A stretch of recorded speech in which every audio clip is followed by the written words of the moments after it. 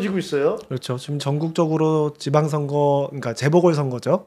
이제 치러지고 있는데 그 중에서 좀 주목해 볼 만한 게 지방 기초자치단체장 선거 5곳, 네. 그리고 부산시 교육감 선거 1곳. 네. 여기를 좀 많이 주목해 봐야 되는데 예. 뭐 재보궐선거는 뭐 구의원 선거든 뭐 도의원 선거든 다 중요합니다. 다 중요하지만 이번 재보궐선거가 가지고 있는 특별한 의미가 있습니다. 그건 뭐냐면 우리가 4월 4일 날 윤석열 대통령에 대한 탄핵 심판 선고가 있지만 그 결과와 무관하게 이 선거 결과에 따라서 앞으로 국민의힘이 어느 방향으로 나아갈지를 우리가 가늠해 볼 수 있는 하나의 가늠자로 사과몰반하다는 거죠. 왜냐하면 원래 저희가 정치인이잖아요. 네. 정치인은 사실 다른 정당이 서로 경쟁을 해서 국민의 선택을 받아서 집권을 하는 겁니다.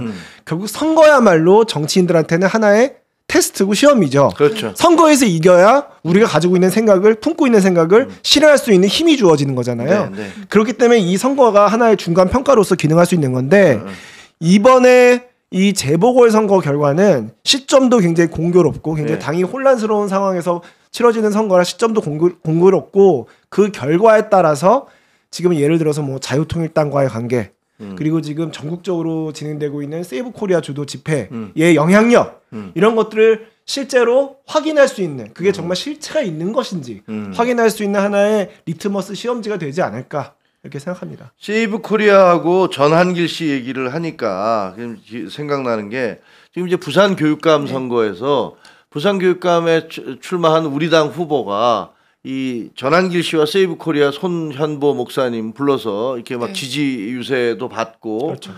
우리 당은 아니지만 이제 보수교육감 후보가 전면으로 지금 당은 아니죠. 이게 당은 아니니까. 예. 전면으로 이제 그 세이브 코리아를 내세웠죠. 와서 기도도 하고 또 그 원희룡 전 장관께서 거기 이제 가서 적극적으로 지원 유세도 하고 했습니다. 그런데 뭐 모르겠습니다. 아직 선거가 끝나지 않아서 어떻게 될지 모르지만 그렇게 그 여론조사 결과를 보면 그렇게 녹록치는 않은 그런 상황이잖아요. 더구나 이제 우리 당은 그러니까 우리 당이 아니지 보수 교육감 후보들이 서로 분열을 했고 그다음에 저쪽에 나온 그 진보 교육감 후보로 나온 분은 이미 2차례나 교육감을 했던 그런 경력이 있는 사람이라서 어떻게 보면 우리가 단합을 해도 제대로 되지 않을 판인데 이게 단합이 안 되고 분열이 돼 있는 바람에 상당히 좀 힘겨운 싸움을 벌이고 있다. 뭐 이런 얘기를 하더라고요. 근데 아까 말씀하신 것처럼 이번에 그게 가늠자가 될 것 같습니다. 우리 그 세이브 코리아의 탄핵 반대 집회가 전국적으로 굉장히 이렇게 눈에 보이기에는 호응을 많이 받고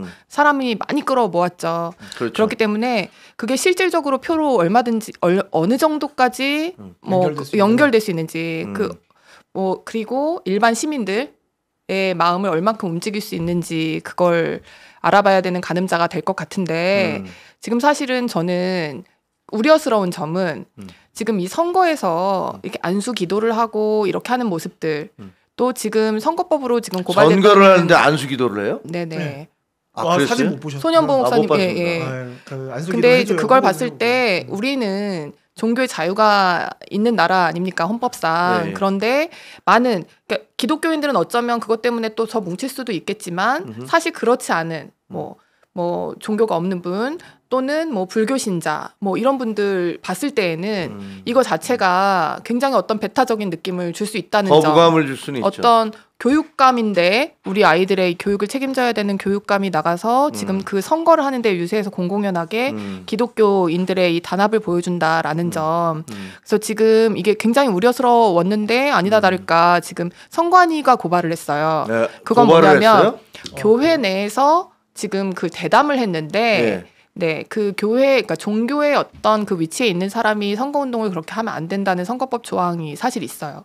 그거를 또 뭐 그거에 대한 어긋남이 있었고 또 이렇게 마이크도 잡았더라고요. 근데 이제 그거는 사실은 굉장히 조심해야 되는 거라서 그렇죠. 우리 아시겠지만 압니다. 선거 때 교회에 들어가거나 절 안에서 이렇게 명함도 못 돌리잖아요. 그리고 뭐 옷도 가능하면 벗어라. 그래서 이름 써 있는 거는 옷도 뭐 벗어라. 못 갖고 들어가는데 이제 그게 거기서도 약간 좀 전략상으로도 미스가 있었죠. 그래서 아예 딱 그 교회 내에서 그 마이크를 잡고 그 세계로 교회인지 하여튼 그랬던 것 같은데 거기 그 안에서 대담했던 부분이 문제점 없이 영상으로 남아 있어서 그게 아예 증거가 돼가지고 지금 그 상대편 후보가 했다기보다 지금 선관위가 고발을 했기 때문에 좀 중합니다. 네. 그 지금 그 원희룡 우리 전 저 후보시죠. 그리고 전한길 씨 뭐 같이 안수기도 하는 사진이 있다고 그러는데 그거 한번 볼까요? 어떻게 돼 있습니까? 감독님 띄워봐 주세요. 그 사진. 저는 사실 그거 못 봤었어요. 근데 그런 게 있다고 하니까 네, 저는 사실은 제가 기독교인이기 때문에 이 사진을 봤을 때 제가 개인적으로 막 이렇게 거슬리거나 뭐 그런 점은 없었습니다. 아니, 그럼요. 제가 만약에 뭐 개인적으로 종교에 대해서 전혀 배타적이지 않으니까. 그러니까 이제 사실 막 정말 저렇게 저런 교회 열심히 모습이군요. 갔죠. 저도 이제 기도 많이 하고 했지만 근데 이렇게 저런 선거 유세라든지 저런 선거사무소 출정식 이런 데에서 저런 모습을 보이는 것이 지금 국민들한테 그렇게 그러니까 그런 점에서 사실 우려스러웠던 점이 있었습니다. 그러니까 이게 그 뭐 저도 종교가 있습니다만 저도 사실 기독교를 종교로 하고 있는데 선거는 일단 우리 헌법상 정치와 그러니까 세속과 종교는 분리돼 있잖아요. 그렇죠. 정경 분리의 원칙을 채택하고 있고 물론 교육감 선거가 이제 뭐 정치 선거는 아닙니다만 선거 전략상으로 봤을 때도 이게 특정 종교가 너무 이렇게 결합돼 있는 것 같은 모양새를 보이면 확장성에서 한계를 보일 수밖에 없지 않겠습니까? 그렇죠. 그러니까 지금 중요한 거는 선거는 결국 얼마나 중도 혹은 당적이 없는 무당층의 표심을 잡느냐가 그 성패를 좌우하는데 너무 우리끼리의 어떤 그 강성 지지층이라든가 서로 뜻이 아주 확고하게 들어맞는 분들끼리의 그 세계관에 갇혀 있으면 결국 저 드넓은 중원의 바다로 나아가지 못한다는 거죠. 그러면 선거에서 패배합니다.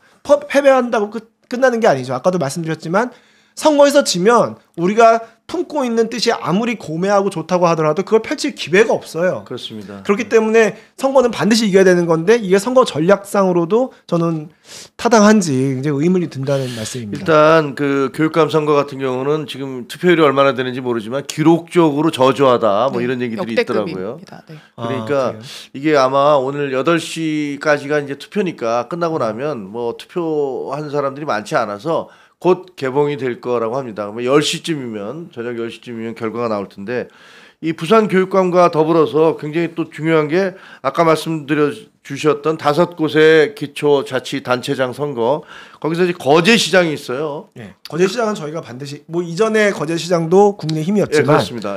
저희가 또 거제시가 가지고 있는 우리한테 뭐 YS의 고향이잖아요. 그렇죠. 텃밭이라고 할 수 있기 때문에 여기서 어떤 결과를 내는지 반드시 우리 국민의힘이 다시 이거 거제시장은 저희가 먹어야 되는 겁니다. 그렇습니다. 근데 지금 어떻게 결과가 나올지 그것도 한번 주목해 봐야 돼. 네, 근데 그동안의 여론조사가 우리한테 녹록치 않다. 뭐 많이 떨어져 있는 여론조사도 있다고 하니까 그거가 어떻게 될지 뭐 그 이후에 또 많이 만회했을 수도 있으니까 잘 모르겠습니다만 시청자분들께 설명을 드려보자면 거제시장은 여태까지 우리가 딱 한 번 뺏겨보고 쭉 그렇죠. 우리 거였어요. 네, 한 번 뺏겼을 적에 그 민주당 그때 이제 민주당이 다 지방선거 휩쓸었을 때였으니까 민주당 시장에 나왔는데 이제 그분이 다시 컴백했다는 게 사실 조금 불리한 2018년이죠. 점이고. 네네. 그리고 그 지난번 선거 때 우리가 뭐 아슬아슬하게 이겼지만 사실은 아슬아슬이 아니라 심지어 우리 그 여권 후보가 분열됐는데도 불구하고 이겼어요. 그러니까 거기서 한 7, 8% 가져갔는데도 이겼기 때문에 사실은 압승할 수 있는 곳이었던 것입니다. 그런데 지금 우리 뭐 정말 뼈아픈 기억이지만 강서구청장 선거 기억하실 겁니다. 그럼요. 17%졌어요. 네, 우리 그냥 진짜 뭐 전국 하지만 당협위원장 다 동원돼서 저도 선거운동하러 갔잖아요. 갔어요. 강서구에. 저도 강서구에 갔죠. 사진 찍어서 올리고. 부끄러워서. 아니 그때 조직국에서 매일 와서 매일 여기 강서구청에 왔다는 것을 사진 찍어서 올려보내라니까 어떤 사람은요 옷을 여러 벌 가져와서 계속 옷을 갈아입으면서 찍어갖고 그래갖고 매일 일주일 내내 하나씩 올리는 거예요. 그런 일도 있었고 저도 현장에 가보니까 그쪽에 시장에 있는 사람들이 아니 도대체 우리 동네 살지도 않는 사람들이 왜 여기 와서 난리야. 빨간 옷 입은 사람들만 맨날 온다고 하는데 근데 저는 그때 벌써 시민들의 표정과 그 우리를 대하는 태도에서 패배를 알겠더라고요. 그런데도 그 당시에 뭐 당 지도부나 이런 데서 이길 수 있다라고 얘기했다는 얘기를 듣고 아 이게 이렇게 괴리돼 있나라는 생각을 했었어요. 그러니까요. 근데 이제 17% 졌잖아요. 물론 그때 그래서 당 지도부가 책임을 지고 막 사퇴하고 뭐 막 그렇게 맞습니다. 그런 일을 겪었죠. 김기현 지도부가 그걸로 인해서 뭐 나 사퇴하겠네 맞네 뭐 이런 논란이 있었던 거 아니에요. 결과적으로는 12월달에 사퇴했습니다만. 결국에는 근데 그때 떨어졌던 뭐 여러 가지 그 대통령 지지율이라든지 이런 것들에 대해서 그 함정에서 결국엔 그게 연결돼서 우리 총선까지 갔던 것 같아요. 그 중간에 우리가 간판을 한동훈 비대위원장으로 좀 갈아서 이제 한동훈의 이름으로 좀 선거를 해보자라고 했을 때 분위기 잠깐 좋아졌지만 그래도 어쨌든 결과적으로는 그 연장선상에서 네 그런 패배를 했던 걸로 기억이 나는데 지금 만약에 이 재보궐선거는 혹시라도 지금 만약에 이 탄핵이 인용됨으로 인해서 조기 대선이 있을 경우에 승패를 가늠할 수 있는 어떤 이 예고편이 될 수 있다는 점에서 네. 맞습니다. 이게 지금 거제는 우리가 한 번밖에 진 적이 없는 곳인데 네, 이 과연 결과가 어떻게 나올 것이냐. 한동훈을 쫓아내고 그다음에 치르는 선거에서 과연 어떤 결과가 나올 것이냐. 이게 바로미터 기준점이 될 텐데 예, 심지어 그 바로 직전에 우리가 부산의 금정구청장에서 정말 우리 내부 조사로는 제가 듣기로는 한 2, 3% 지고 있기도 했었어요. 아, 금정구청장? 네. 그렇죠. 한동훈 대표가 한동훈 당대표가 7번 내려갔습니다. 맞습니다. 예. 예, 그래서 저도 같이 내려갔던 기억이 나는데. 알죠. 예. 정말 마지막 유세 때 막 오셨죠. 예, 저도 네. 한번 갔었는데. 예. 근데 나중에 22%로 이기지 않았습니까? 예. 그러니까 선거상 이번에 이 재보궐선거의 결과를 보고 전략을 수정을 해야 될지 아닐지 그러니까 아니면 방향에 어떻게 대한 나아가야 할지 글쎄 말입니다. 그 부분에 대한 가늠자가 될 수 있다고 생각합니다. 아산시장 같은 경우도 우리 쪽 시장이었는데 그래서 이제 투표를 하게 되는데 사실 여기는 약간 우리 쪽에 귀책 사유가 있다고 해요. 그래서 뭐 선거법 위반으로 전임 시장이 문제가 돼서 나오는 것인데 근데 여기도 지금 그러다 보니까 굉장히 어려운 상황인 것이고 김천시장은 김천시장은 이기겠죠. 예, 그 김천시장이야. 김천시니까 뭐 그래도 설마 저희 TK인데. 예, 그렇게 기대를 하고 한 번도 있고. 안 뺏겼을 예, 거예요. 예. 구로구청장 같은 경우는 이 역시 또 우리 규책 사유가 있죠. 구청장이었는데 이분이 170억인가 되는 백지 그런 신탁. 재산을 등록하라니까 백지 신탁하라니까 난 못하겠다. 그러면서 나가버리는 바람에 저희는 후보도 내지 못했고 그랬더니 여기는 그 민주당 후보 그러니까 진보 후보가 3명이 나왔고 그 다음에 자통당 후보가 나왔는데 그 윤상현 의원이 자통당 후보를 그 유세하고 다녔던 뭐 그래서 그것 때문에 논란이 됐던 그런 상황이 있고요. 담양군수 같은 경우가 이것도 이제 전남이지만 저희가 눈여겨봐야 될 이유는 여기서 조국혁신당과 민주당이 속된 말로 박 터지게 싸우고 있어서 과연 거기서 누가 이길 것이냐. 그래서 혹시라도 조국혁신당이 아주 비슷하게 가든가 혹은 이긴다면 그러면 이재명 대표의 영향력이라는 게 호남에서 상당 부분 줄어들고 있구나. 네. 도전받고 있구나 이런 거죠. 또 희망적인 신호가 될 수 있는 거죠. 저희 그렇죠. 입장에서는. 네, 그렇습니다. 근데 구로구청장 선거는 한번 저희가 좀 세밀하게 볼 필요가 있는 게 거기 아까 말씀하셨다시피 진보 후보들이 좀 분열돼 있잖아요. 그렇죠. 그래서 어떻게 보면 보수 후보는 단일화돼 있는 건데 뭐 우리가 선거 연대를 하는 건 아닙니다만. 근데 지금 자유통일당에 대해서 저 국민의힘 지지자들, 시민들이 얼마만큼 지지를 해줄 수 있는지. 그러니까 자유통일당과 국민의힘이라는 이 두 보수의 세력이 과연 한 배를 탈 수 있는지 어느 정도 서로 결이 맞는지를 볼 수 있는 또 기회이기도 해요. 실제로 윤상현 의원은 거기에 이제 지원 유세까지 갔잖아요. 저는 부적절하다고 봅니다. 예, 그리고 왜냐하면 나중에 우리 구로구청장 선거 또 할 거잖아요. 그러니까요. 그리고 지금 다른 지역에서는 자유통일당과 국민의힘 후보가 서로 맞붙고 있는 지역도 있습니다. 근데 이제 뭐 개인적으로 지원을 하고 싶다면 물밑에서 하는 거는 뭐 할 수 있습니다만 공개적으로 그렇게 다른 당을 지원 유세하시는 거는 저는 그렇게 바람직해 보이지는 않습니다만 중요한 건 그 결과 국민의힘 지지자들이 얼마나 자통당을 지지해 줄 수 있을지 만약에 그럼에도 불구하고 국민의힘 지지자들이 지지를 안 한다. 그럼 현재 자유통일당과 국민의힘의 차별성이 별로 없다는 그런 세간의 지적에 우리가 뼈아프게 받아들일 필요가 있는 거예요. 그렇죠. 예, 왜냐하면 우리 국민의힘 지지자들은 사실 자통당이랑 전혀 다른 별개의 정치 집단을 생각하고 있다면 그게 선거 결과 표로 나타난다면 그럼 지금 우리 당이 취하고 있는 스탠스 진작에 한번 검토해 봐야 되는 겁니다. 이게 오늘 저녁 10시면 그 결과가 나오게 돼 있습니다. 그런데 지난번에 아시다시피 금정구청장 그리고 강화 군수 선거에서 저희 당이 한동훈 대표를 앞세워서 압승을 했습니다. 정말 압승이라고밖에 말할 수 없을 정도의 커다란 승리를 얻었고 그래서 그걸로 인해서 저희 당의 기세가 많이 올라갔었잖아요. 그렇죠. 상승세를 타고 있었는데 이제 이번 선거는 이번 재보궐선거는 지금 이제 대통령의 비상계엄 이후에 많은 사람들이 주장하기를 자 우리가 이렇게 보수를 결집시켰다. 그래서 길거리에서 이렇게 많은 보수들이 뛰쳐나왔다. 젊은 청년들이 우리 보수에 가세하고 있다. 이렇게 주장을 해왔지 않습니까? 그런데 그것이 그냥 그렇게 말로 주장하는 것이 아니라 실제로 선거에서는 어떤 영향을 미치게 되는지를 우리가 한번 확인해 볼 수 있는 그런 계기가 되는 것인데 이번 결과 뭐 불행하게도 아직까지는 그렇게 막 희망적인 사인은 많이 보이지 않습니다. 그래도 기대해 보겠습니다. 예. 저녁에 어떤 결과가 나올지 승리하기를 바라고요. 그다음에 그 결과를 놓고 아까 유재화 위원장이 얘기한 대로 냉철한 분석을 통해서 우리 당은 어디로 가야 될지 이걸 좀 검토를 자리매김을 해봐야겠다 이런 생각을 하게 됩니다.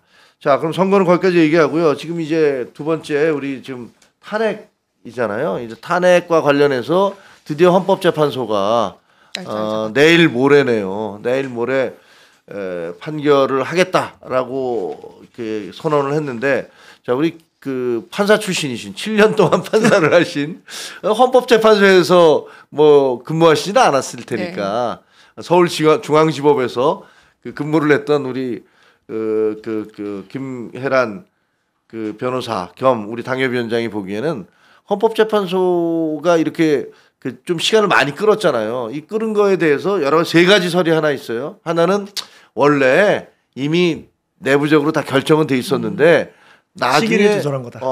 시간을 조절한 거다. 왜냐하면 한덕수 총리에 대한 그 탄핵 심판이 있었어야 되고 감사원장과 그 다음에 서울중앙지검장 등에 대한 그 심판 결과도 나왔어야 되고 거기다가 이재명 대표에 대한 판결, 그 다음에 오늘 치러지는 재보궐선거 이런 것들을 모두 고려해서 그래서 바로 끝나자마자 4월 4일 날 하는 것이다. 이렇게 주장하는 것도 있고 그게 하나고 또 하나는 아니다. 무지무지하게 싸우다가 그러다가 결국은 한쪽으로 끌어당긴 거다. 5대3이었다가 뭐 6대2나 7대1이나 8대0으로 끌어당겼기 때문에 그렇게 된 것이다. 그리고 세 번째는 아니다. 아마 기각 의견을 발표하면서 5대3이 됐든 4대4가 됐든 그것을 그대로 발표할 것이다. 이런 세 가지 주장이 있더라고요. 판사 출신이신데 뭐가 맞는지는 잘 모르겠어요. 어떻게 보세요? 저는 당연히 1번일 거라고 쭉 생각해 왔었는데, 네.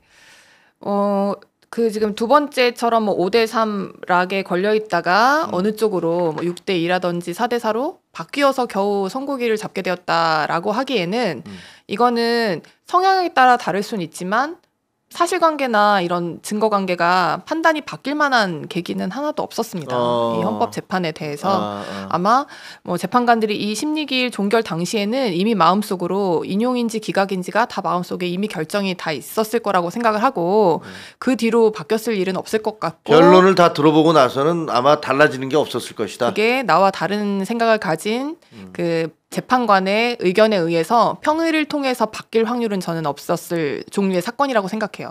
이 사건은 사건에 따라서 판사들의 결정이 그렇게 됩니까? 네, 그렇죠. 이게 이 각자의 신념에 따라서 인용인지 기각인지가 너무 명확한 이게 사실관계가 다 터질 일도 없고 그럴 일이지 이게 옆에 있는 분이 인용하자 아니면 이거는 기각해야 되는 거 아니냐라고 아무리 설득을 한들 이게 바뀔 수 있는 사건의 성질이 아니라고 생각을 하기 때문에 저는 그게 합의가 안 돼서 미뤄졌다라기보다는 결론은 이미 변론 그 종결 당시에 정해져 있었으나 이 시기를 굉장히 정치적인 그 관점에서 바라봐서 그 선고의 시기만 조정을 했을 거라고 생각하고 있습니다. 그럼 1번에 가까운 생각을 하고 계시는군요. 우리 유 변호사는 어떻게 생각하세요?